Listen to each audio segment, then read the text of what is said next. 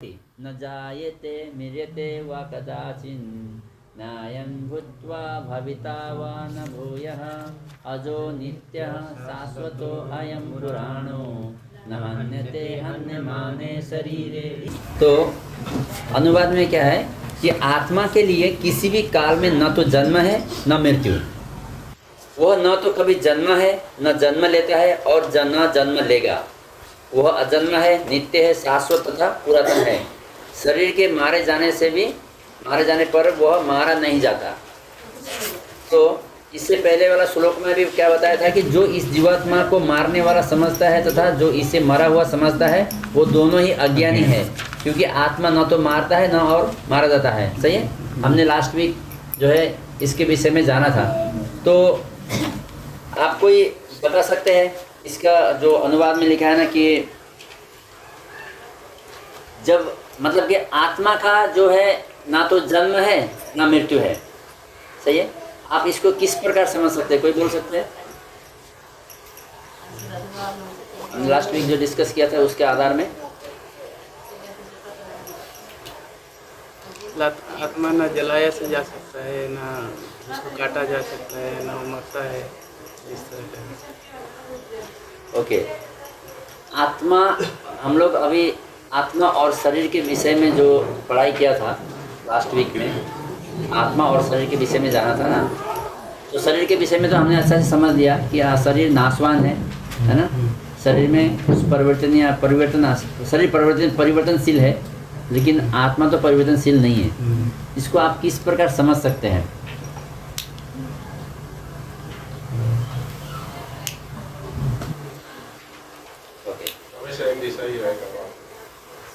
जी, परिवर्तन नहीं होगा, वो हमेशा एक जैसा रहेगा।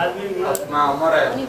हम लोग मतलब पैदा होके छोटे से फिर बड़े होते हैं, मरते हैं, लेकिन आत्मा हमेशा एक ही आत्मा एक ही का एक ही है। जैसा कि हम बचपन में भी वही आत्मा था, वयस्क में भी वही आत्मा था, बूढ़ा होने टाइम में भी वही आत्मा है, और ये शरीर छोड़ के जब दूसरा शरीर में जाते हैं तब भी वो आत्मा वही है।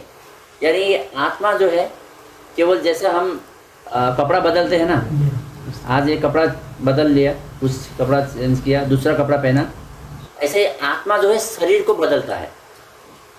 सही है, आत्मा शरीर को बदलता है। जैसे हम कपड़ा बदलते हैं, अभी हम क्लास में भगवत भक्ति क्लास में आने के लिए ये जो ड्रेस पहन के आए हैं, फिर हम नाइट ड्रेस दूसरा पहनेंगे, फिर सुबह ड्यूटी के लिए फिर दूसरा कपड़ा पहनेंगे। तो ऐसे ही जो आत्मा है इस भौतिक शरीर में जब मनुष्य योनि में आता है तो ये मनुष्य शरीर पहना है आत्मा ने।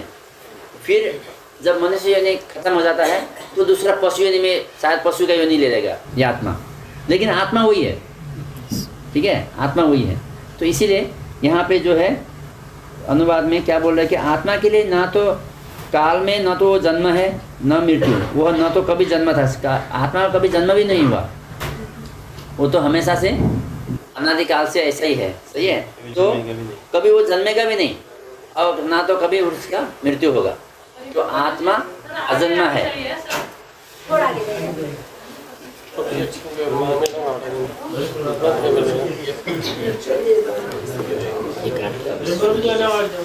परमात्मा को अणु अंश परमात्मा के समान हुन्छ। उस शरीर जस्तै परिवर्तन हुँदैन। कहिलेकाहीँ आत्मालाई स्थायी वा कुटस्थ पनि भनिन्छ।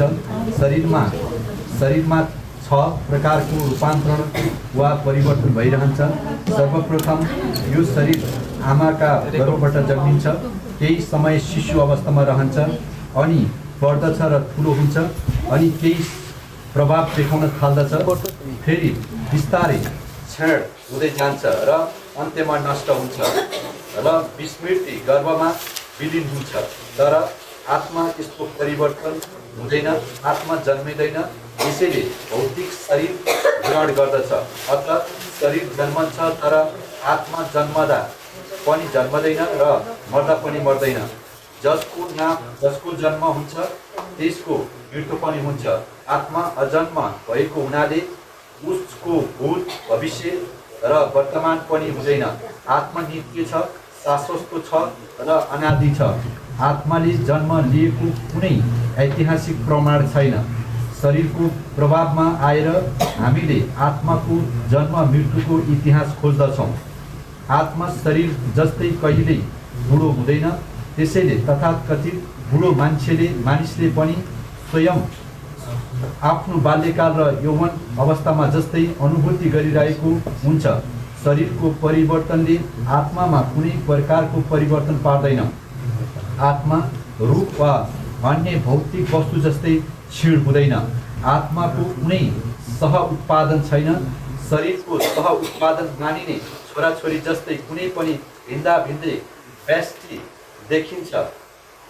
व्यष्टि आत्मा हुन् र शरीरकै कारणले तिनीहरू कुनै विशेष मानिसका सन्तान जस्ता देखिन्छन्। आत्माको उपस्थितिका कारणले नै शरीरको विकास भएको हो। आत्माको न त कुनै हागाबिगा हुन्छ न त परिवर्तन हुने अन्त। आत्मा शरीरका 6 किसिमका परिवर्तनबाट मुक्त छ। कठोपनिषदको 1.2.18 मा पनि हामी यस्तै आशय भएको एउटा श्लोक प्राप्त गर्दछौँ, जुन यस प्रकारको छ।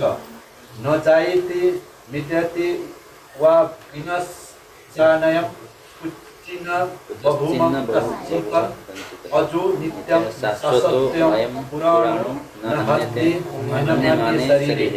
एक श्लोकको अर्थ र तात्पर्य पनि गीताकै श्लोक जस्तै रहेको छ, तर यो श्लोकमा एउटा विपश्चित भन्ने विशिष्ट शब्द प्रयोग गरिएको छ, जसको अर्थ हुन्छ विद्वान वा ज्ञानमय। आत्मा ज्ञान वा चेतनाले सधैँ भरिपूर्ण रहन्छ, अतः चेतना नै आत्माको लक्षण हो। यदि कसैले हृदयमा रहेको आत्मालाई प्राप्त गर्न नसके पनि उसले चेतनाको उपस्थिति भएका कारणले त्यहाँ आत्माको उपस्थिति पनि छ भन्ने बुझ्दछ। कहिलेकाहीँ हामीहरूले बादलले ढाकिनाले वा अन्य कुनै कारणले आकाशमा सूर्यलाई बिम्बलाई देखिँदैनौँ, तैपनि सूर्यको प्रकाश त्यति नै रहिरहन्छ। यसैबाट हामीलाई यो दिन समय हो भन्ने विश्वास हुन्छ। बिहान आकाशमा अलिकति मात्रै भए पनि सूर्यको प्रकाश देखिँदा आकाशमा सूर्य छ भन्ने कुरा हामीले थाहा पाउँछौँ।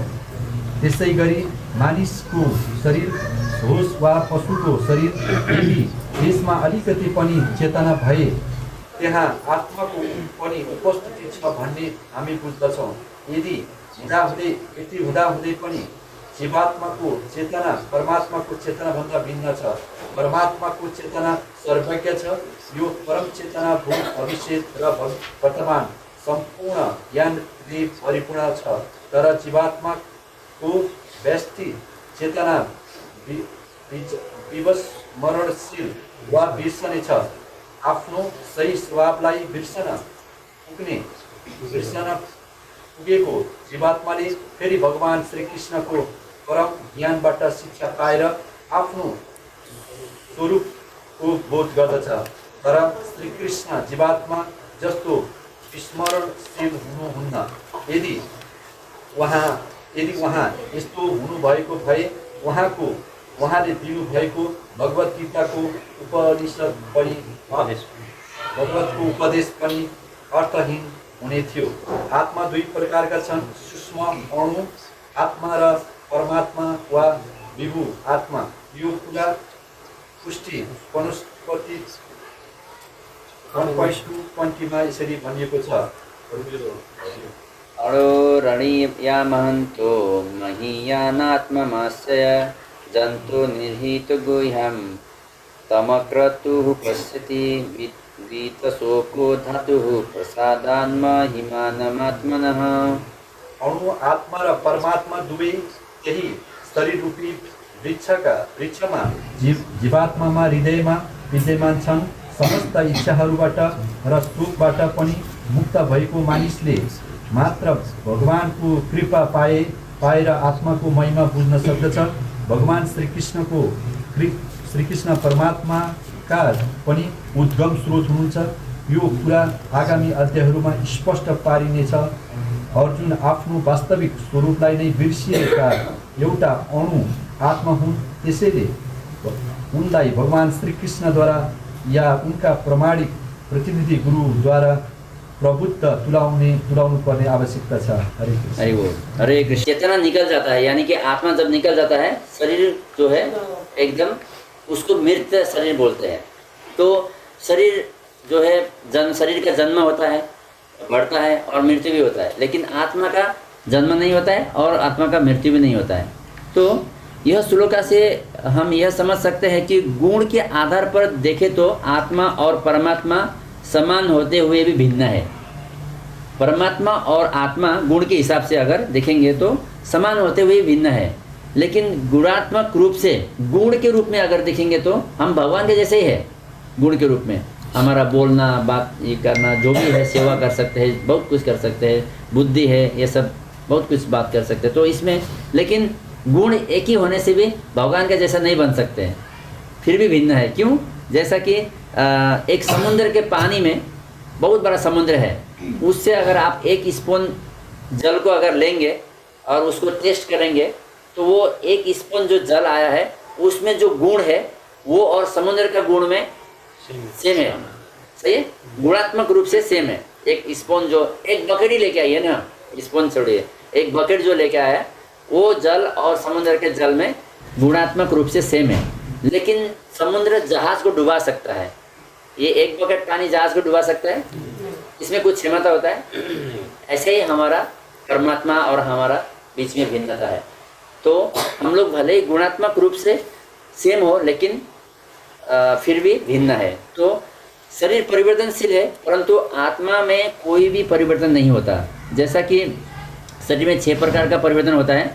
शरीर माँ के गर्भ से निकलता है और कुछ समय तक शिशु अवस्था में रहता है। उसके बाद में कुछ थोड़ा सा बढ़ता है, फिर वो कुछ प्रमाण दिखाता है, यानी कि एक शरीर से दूसरा शरीर पैदा होता है, प्रमाण दिखाता है ना। एक स्त्री से कितना बच्चा पैदा होता है, लेकिन वो क्या होता है, जब बच्चा पैदा होता है तो जो है आत्मा जो है वो दूसरा शरीर से जो भी है पूर्व कर्म के हिसाब से वो आत्मा को भगवान इस शरीर में डाल देते हैं। शरीर का जन्म हो गया, लेकिन वो आत्मा का नया जन्म नहीं हुआ है, आत्मा पूरा नहीं है। तो शरीर जो है मनुष्य का भी हो सकता है और कुछ भी हो सकता है। जब वो शरीर छोड़ता है तो शिशु अवस्था से जब बढ़ता है, फिर वो कुछ प्रमाण दिखाता है, फिर उसके बाद क्षीण होता जाएगा और अंत में वो नष्ट होकर विस्मृति के गर्भ में चला जाता है। एक्चुअली जब जन्म होता है तभी गर्भ में था, फिर जब नष्ट होता है, नष्ट होने के बाद में शरीर फिर विस्मृति के गर्भ में जाता है। विस्मृति पूरा भूल जाएगा, फिर कुछ भी स्मरण नहीं रहेगा उसको। तो लेकिन आत्मा अविनाशी होता है, आत्मा केवल भौतिक शरीर धारण करता है और वो शरीर कुछ भी हो सकता है ना। उसमें डिपेंड करता है कि हमारा पूर्व योनि कर्म कैसा था, उसके हिसाब से उस योनि में हमको डाला जाता है। तो फल इसीलिए कुछ लोग होते हैं जो मतलब कि इसमें क्या होता है कि कुछ लोग इसलिए ऐसा करते हैं कि जो कर्म का फल को समझते हैं ना, वो लोग पाप कर्म से बहुत दूर रहते हैं। संसार में हम देखते हैं, आपका आसपास में, परिवार में, समाज में देखिए, जो लोग कर्म के रिजल्ट को जानते हैं कि मैं ऐसा करूँगा तो मुझे ऐसा फल प्राप्त होगा, ये जो बात जानते हैं वो लोग पाप कर्म से थोड़ा दूर रहते हैं, डरते हैं। ठीक है। और दूसरे प्रकार के लोग रहते हैं कि कुछ लोग होते हैं जो सब जानते हैं फिर भी जानते हुए फिर पाप करते हैं, पता है ये पाप कर्म है, फिर भी लोग पाप करते हैं। फिर तीसरा लोग रहते हैं कि और कोई संपूर्ण कर्म को जो है, जितना भी कर्म करते हैं ना, जो भी है, पाप कर्म हो या पुण्य कर्म हो, सारा कर्म को जो है भगवान की सेवा में लगा देते हैं, जो भी है भगवान के लिए। फिर चौथे प्रकार के लोग होते हैं कि अनजान में वो बिल्कुल जानते नहीं, कुछ भी पता ही नहीं है क्या पाप कर्म है क्या पुण्य कर्म है, इससे क्या होगा, कुछ पता नहीं है। तो वो सारा जो है पाप कर्म जो है अनजान में करते रहते हैं। सब कुछ हो रहा है लेकिन फिर भी भोगना तो पड़ेगा, है ना। यानी कि हमको अगर अनजान में भी हम लोग कुछ भी चीज़ करते हैं, हमको पता नहीं है, तो भी उसका फल तो हमको भोगना पड़ेगा। इस प्रकार 4 प्रकार के लोग हैं। इस प्रकार जो है कर्म से थोड़ा सावधान भी होते हैं, पाप कर्म भी करते हैं, और कोई लोग अनजान में भी रहते हैं, लेकिन उनको भोगना पड़ेगा। लेकिन सभी प्रकार का फल को जो है भोगना पड़ेगा। सही है। तो शरीर से सह उत्पादन होता है, लेकिन आत्मा से सह उत्पादन नहीं होता है। जैसा कि शरीर से कोई भी शरीर हो, जैसा कि एक पशु का शरीर देखिए, गाय, भैंस, बकरी, जो भी है, हिरण, हाथी, इंसान, हर चीज़ से जो है, जो आत्मा है उसमें, उससे बच्चा पैदा होता है। धान, गेहूँ, बीज से और एक बीज निकलता है ना, ये होता है। लेकिन आत्मा से जो है परिवर्तन नहीं होता है, कोई भी उत्पादन, वो आत्मा जो है सह उत्पादन नहीं होता है। तो एक जो है एक शरीर से जो है दूसरा शरीर में बेष्टि आत्मा बेष्टि आत्मा और परमात्मा, बेष्टि आत्मा और आत्मा परमात्मा इंडिविजुअल। तो ना तो जो आत्मा होता है उससे कोई भी सह उत्पादन नहीं होता है। जो भगवान ने बनाया है, जो आत्मा जो इससे जो है, जहाँ पे मतलब कि जो शरीर है उससे सह उत्पादन होता है। और जो वैज्ञानिक लोग जो बनाते हैं ना, उससे भी कोई सह उत्पादन नहीं होता है। अब वैज्ञानिक ने एक रोबोट बना दिया, तो रोबोट से फिर और एक रोबोट पैदा होता है क्या? नहीं होता है। तो कोई ना कोई बनाना पड़ेगा फिर, है ना। कुछ भी चीज़, अगर मोबाइल बनाया तो और एक मोबाइल तो नहीं बनता है, लेकिन उसका कॉपी बनता है, मशीन से बनता है पूरा। लेकिन जितना भी मशीन से जो भी प्रोडक्शन करेंगे, ये प्रोडक्शन करने के लिए जो भी आवश्यक वस्तुएं हैं, ये सब जो इंसान है, जो वैज्ञानिक है, ये सब जो है भगवान का ही, जो प्रकृति से उसका जो है स्रोत है। मतलब प्रकृति से उनको लेना पड़ता है हर एक वस्तु, ठीक है। तो इस प्रकार जो है कृष्ण की कृपा, जो मतलब कि जो प्रकृति का जो पदार्थ जो है यूज किए बिना कोई भी इंसान जो है कुछ भी चीज़ का आविष्कार नहीं कर सकते। जो भी बोल रहा है मैं आविष्कार कर रहा हूँ, वो आविष्कार मैं नहीं कर रहा है, बुद्धि भगवान ने दिया है। मतम स्मृति ज्ञानम अपोहनम से, है ना। इस बुद्धि भगवान ने दिया है, स्मृति नॉलेज भगवान देते हैं, और मटेरियल इसी धरती से, इसी पृथ्वी लोक से लेते हैं और बनाते हैं, ठीक है। 6 प्रकार का जो परिवर्तन होता है, जो आत्मा में परिवर्तन नहीं होता है, जो पढ़ाई किया, तो वो भी किसके कारण होता है? 6 परिवर्तन जो शरीर में होता है वो किसके कारण होता है? वो आत्मा का उपस्थिति के कारण। अगर कोई शरीर में आत्मा का उपस्थिति नहीं है, प्रेजेंट नहीं है, तो वो 6 प्रकार का परिवर्तन नहीं होता है। आप देखेंगे आत्मा नहीं है तो निकल गया तो बॉडी बोल देते हैं, तो बॉडी को बढ़ने के लिए रखता है क्या कोई? नहीं रखता है, उसको तुरंत ही डिस्ट्रॉय कर देते हैं, नष्ट कर देते हैं, है ना। तो इसलिए जो आत्मा में जो परिवर्तन आता है, शरीर में जो परिवर्तन आता है, वो भी आत्मा का उपस्थिति के कारण ही संभव है। तो आत्मा का जो महसूस है ना, आत्मा ज्ञान व चेतना से सदैव परिपूर्ण रहता है। आत्मा जो है ज्ञान और चेतना से सदैव परिपूर्ण रहता है। अभी देखिए, जैसा कि अभी अगर आत्मा नहीं है तो शरीर को कितना भी, अभी आत्मा निकलने के बाद तो शरीर को जलाते हैं, वो बॉडी तो मेरे को दर्द हुआ, जल गया बोल के नहीं उछलता है ना, वो तो जल जाता है। तो लेकिन जब आत्मा रहता है तो शरीर में थोड़ा सा कट हो गया तो भी, और कहीं जल गया तो इतना जल्दी खींच लेता है, क्योंकि चेतना है, पूरा शरीर में चेतना के रूप में आत्मा व्याप्त है। तो हम लोग शरीर उसको खींच लेते हैं, कुछ भी एक्सीडेंट होने से हम लोग बचा लेते हैं, क्योंकि वो पूरा जो है शरीर में चेतना रूप में आत्मा जो है व्याप्त है। तो ये इंटेलिजेंस से हम लोग ये कार्य करते हैं। नहीं तो दूसरे का शरीर में कुछ होता है तो हमको पता चलता है क्या? क्यों? क्योंकि वो दूसरा आत्मा है, उस दूसरे का कुछ भी होता है तो हमको मालूम नहीं पड़ता है। इस प्रकार जो है हमारा जो शरीर में जो आत्मा है, इसका उपस्थिति को हम समझ सकते हैं। आप समझ गए सब लोग इस बात तक? क्लियर है? तो हम शरीर अलग है, आत्मा अलग है, तो इसलिए हम इतना शरीर के विषय में ज़्यादा चिंतित होने की जरूरत नहीं है। लेकिन केयरफुल होना जरूरी है, मतलब कि उसका रक्षा करना जरूरी है, हाँ, हिफाजत करना जरूरी है, रक्षा करना जरूरी है, लेकिन ज़्यादा चिंतित होना जरूरी नहीं है। तो अभी देखिए, शरीर तो कुछ समय के लिए है, आप लोग समझ गए इस श्लोका में, शरीर कुछ समय के लिए, ये तो नष्ट होने वाला ही है, लेकिन आत्मा कभी नष्ट नहीं होगा, ये सबने सीख लिया, सही है। तो आत्मा तो अगला शरीर धारण करने जा रहा है आगे जाके, तो वो आत्मा का खुराक क्या है? आत्मा को जिस प्रकार जो आसमान में जब बहुत बादल रहता है, फिर भी थोड़ा प्रकाश तो रहता है ना, हम दिख सकते हैं, है ना, चल सकते हैं रास्ते में, बहुत बादल है फिर भी दिख सकते हैं। क्यों? क्योंकि बादल के ऊपर प्रकाश है, सूर्य है, उन सूर्य का उपस्थिति के कारण थोड़ा ही सही लेकिन दिखता तो है ना। तो इसी प्रकार क्या होता है कि अगर कोई भी पशु योनि में हो या इंसान में हो, थोड़ा भी अगर उसमें चेतना है तो यानी आत्मा का उपस्थिति है। हम इस प्रकार समझ सकते हैं इस बात को। तो जीवात्मा को चेतना और परमात्मा को चेतना और परमात्मा को चेतना भिन्न है। ओके, जीवात्मा का चेतना और परमात्मा का चेतना जो है वो भिन्न है, ठीक है। परमात्मा को चेतना सर्वज्ञ छ जीवात्माको केवल आफ्नो शरीर मात्र निहित रहन्छ। तो जो परमात्मा का जो चेतना है और जो जीवात्मा का चेतना है वो भिन्न भिन्न है। हम जो जीवात्मा है ना, हम लोग, हमारा चेतना सीमित है। हम लोग को केवल इस शरीर तक जो कनेक्टेड है इसी के विषय में हमको पता रहता है, लेकिन परमात्मा को ये शरीर, वो शरीर, उसका शरीर, इसका शरीर, सबके विषय में पता रहता है। तो ये भी भिन्नता है। हाँ, तो परम चेतना यानी परमात्मा भूत भविष्य र वर्तमान का संपूर्ण ज्ञानले परिपूर्ण हुनुहुन्छ, तर जीवात्माको चेतना भने विस्मरण छ। तो हम सबका जो चेतना है ये विस्मरणीय है, केवल इस शरीर रहने टाइम तक ही हमको स्मरण रहता है। एक्चुअली ये शरीर तक भी पूरा स्मरण नहीं रहता है, जो एकदम बचपन थे वो अभी याद नहीं है ना। और जब बूढ़े हो जाएंगे तो ये अभी का समय भी याद नहीं रहता है। और भगवान को भूतकाल, प्रेजेंट, भविष्य सब कुछ उनको स्मरण रहता है, याद रहता है। ठीक है, त्यसैले हामी पनि आफ्नो सही स्वभावलाई बिर्सन पुगेका छौँ। इसीलिए महामन्त्र हरे कृष्ण कृष्ण कृष्ण हरे हरे, हरे राम राम राम हरे हरे। जो हम इस प्रकार जो अपना स्वभाव को भूल चुके हैं, इसको पुनः स्मरण करने के लिए इस हरे कृष्ण महामंत्र के द्वारा हम लोग इस ज्ञान को पूर्ण तरह से फिर से प्राप्त कर सकते हैं, समझ सकते हैं। ठीक है, अपना धर्म के विषय में कुछ करता है या फिर हम लोग सनातनी जो है वास्तव में जो शास्त्र का अध्ययन करके जो संपूर्ण ब्रह्मांड के जो ज्ञाता ब्रह्मा जी द्वारा संस्तुत जो किए हैं ब्रह्मा संहिता को जो हम पढ़ते हैं, और ये सब जो गुरु परंपरा में आके जो हम लोग कुछ सीखने का प्रयास कर रहे हैं, जब हम इस प्रकार हम इसमें एक बार एक व्यक्ति श्रील प्रभुपाद जी से ऐसे ही प्रश्न किया। उसने पूछा कि स्वामी जी आप थोड़ा सा मुझे भगवान कौन है इसके विषय में थोड़ा शॉर्ट में बताइए ना।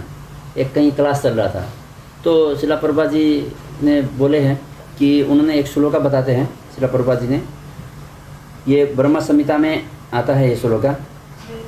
वेणुकोलंतम अरविंद दलायतांश वर्हावतम समसितां बुंद सुंदरांगम कंदर्भकोटि कमनीय विशेष शोभम गोविंदमादि पुरुषम तमहम भजामि। तो श्रील प्रभुपाद जी उसके विषय में बता रहे थे कि भगवान कौन है, जो वेणु बजाते हैं, जो वेणु बजाने में दक्ष है, जिनके जो कमल की पंखुड़ियों जैसे जिनके प्रफुल्ल नेत्र है भगवान के जो विषय में। हाँ, जिनका मस्तक मोर पंख से आभूषित है, जिनके अंग नीले बादलों जैसे सुंदर है, और जिनकी विशेष शोभा करोड़ों कामदेवों को भी लुभाने वाली है, उन आदि पुरुष भगवान गोविंद का मैं भजन करता हूँ। इस प्रकार श्रील प्रभुपाद जी जब बता रहे थे, हाँ, तो वो व्यक्ति कहता है कि ये तो ब्रह्म संहिता में बोला है ना, वहाँ पे लिखा है ना, तो आप तो ग्रंथ की बात कर रहे हैं। तो श्रील प्रभुपाद जी बोलते हैं कि माँ का कचरा क्या बात करूँ। हाँ, मतलब कि वो ब्रह्म संहिता से बता रहा है श्रील प्रभुपाद जी, तो बोल रहे कि आप तो शास्त्र से बात कर रहे हो, ये तो ब्रह्म संहिता में लिखा है। तो प्रभुपाद जी को थोड़ा गुस्सा आया। विद्वान जो लोग थे, जो ब्राह्मण थे, सब लोग ने चैतन्य महाप्रभु से लेके ऊपर जो नारद मुनि है, व्यासदेव जी, सब सुखदेव गोस्वामी, सब ऋषि मुनि, इतना सारे लोग ने गीता का ज्ञान को अपनाया। हाँ, जो तपस्वी है ये सब ने गीता का ज्ञान को अपनाया, गीता का मार्ग का हिसाब से चला। भगवान का जिसने दर्शन किया है वो सब गीता का गुणगान कर रहे हैं, और मैं क्या फिर न्यूज़पेपर से बताऊं तुमको, फिर तुमको तसल्ली मिलेगा। तो प्रभुपाद जी का आंसर जो है बहुत ही स्ट्रिक्ट होता था। तो इस प्रकार ये बोल रहे थे। तो ठीक है, हरे कृष्णा कृष्णा कृष्णा हरे हरे, हरे राम राम राम हरे हरे। देखिए, मैं एक बात बोलता हूँ, अगर का भक्ति करता है, जो इस प्रकार हरिनाम का जो है हरिनाम संकीर्तन में जुड़ जाता है, उनका सारा ऋण जो है क्लियर हो जाता है, मुक्त हो जाता है। तो इसीलिए हमको कृष्ण भक्ति में आना जरूरी है।